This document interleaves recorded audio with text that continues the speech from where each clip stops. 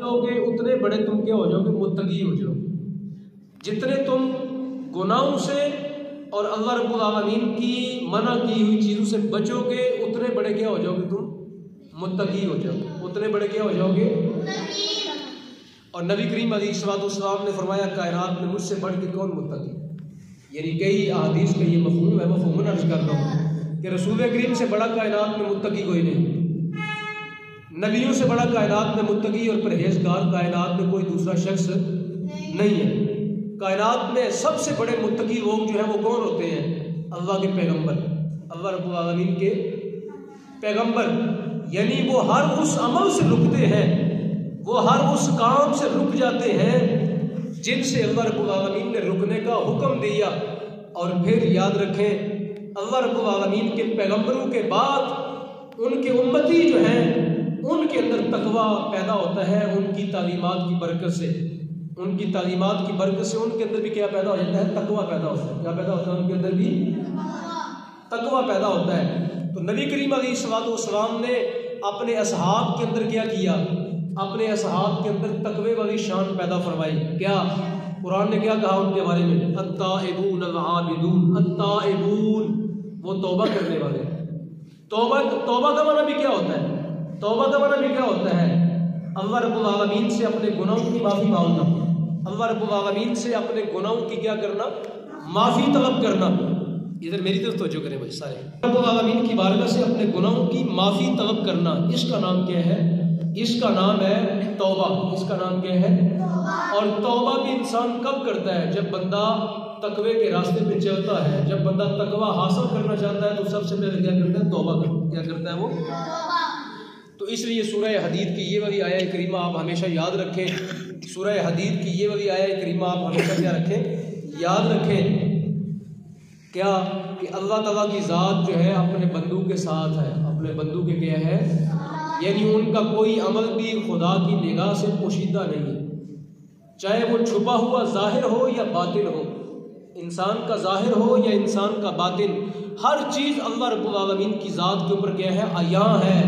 اللہ رب العالمین نے اپنی شان کے بارے میں کیا فرمایا؟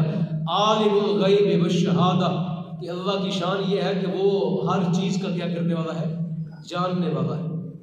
تو اس لیے اللہ رب العالمین کی ذات کے بارے میں یہ احساس انسان اپنے اندر پیدا کرتا ہے، اور روزے کی حالت میں یہ احساس انسان کا بہت زیادہ بیدار ہو جاتا ہے۔ دیکھیں نا، پورا دن، کل کا دن تھا جو کل گزشتہ، کل آپ کا روزہ نہیں تھا، جو کل کا دن تھا اور جو آج کا دن ہے، دونوں ایک جیسے ہیں یا دونوں میں فرق ہے؟ کل کا دن جس طرح کا آپ نے گزارا اور آج کا دن ہے، دونوں میں فرق ہے کہ نہیں؟ آج آپ نے زیادہ بہتر دن گزارا، کس وجہ سے؟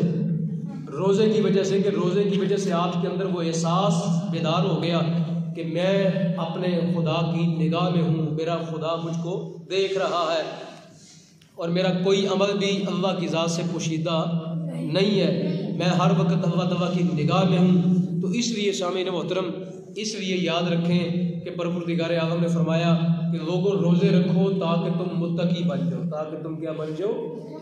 متقی بننے کا معنی کیا ہے؟ تمہارے اندر وہ احساس زندہ ہو جائے۔ کیا؟ کون سا احساس؟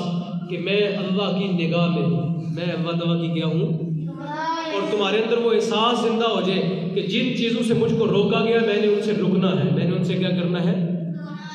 اور جن چیزوں کا مجھ کو حکم دیا گیا میں نے ان کو بجا لانا ہے، میں نے ان کو کیا کرنا ہے؟ جن چیزوں کا حکم دیا گیا میں نے ان کو کرنا ہے، اور جن چیزوں سے مجھ کو روکا گیا میں نے ان سے کیا کرنا ہے؟ رکنا ہے۔ اسی کا نام کیا ہے؟ تقویٰ۔ اسی کا نام کیا ہے؟ مثلا آپ کو حکم دیا گیا نماز پڑھے تو آپ نے ساری نمازیں ادا کی، آپ کو حکم دیا گیا کہ جناب والا آپ جو ہے وہ روزہ رکھیں تو آپ نے روزہ بھی رکھا، تو یہ تقوی کی ایک جہت ہو گئی۔ دوسرا آپ کو حکم دیا گیا جب آپ نے روزہ رکھ لیا تو آپ نے کھانے پینے کے قریب نہیں جانا، تو آپ رکے بھی رہے، آپ کیا رہے؟ رکے بھی رہے۔ تو گویا آپ نے اللہ تعالیٰ کے حکم پر عمل کیا، یعنی امر کے اعتبار سے جو حکم ہے اس پر بھی عمل کیا، اور آپ نے اللہ تعالیٰ کے نہیں کے اعتبار سے جو حکم ہے یعنی رکنے کے اعتبار سے آپ نے اس پر بھی عمل کیا۔ یہ دونوں چیزیں جب ملتی ہیں تو انسان کو کیا حاصل ہوتا ہے؟ تقویٰ حاصل۔ انسان کو کیا حاصل ہوتا ہے؟ تقویٰ اور پرہیزگاری حاصل ہوتی ہے۔ اس لیے فرمایا گیا کہ آپ روزے رکھو تاکہ تمہارے اندر تقوی پیدا ہو جائے۔ اللہ رب العالمین کی بارگاہ میں دعا ہے کہ اللہ رب العالمین ہمیں روزوں کی برکت سے، اپنی بارگاہ عالیہ سے ہمیں تقوی کی نعمت سے مالا مال فرمائے۔ اللہ پاک ہمیں تقوی والی زندگی نصیب فرمائے، ہمیں متقی بنا دے، پرہیزگار بنا دے، اور اللہ رب العالمین اپنے فضل سے ہمیں تقوی کے ساتھ جو ہے وہ زندگی گزارنے کی توفیق عطا فرمائے۔ وآخر دعوانا ان الحمد للہ رب العالمین۔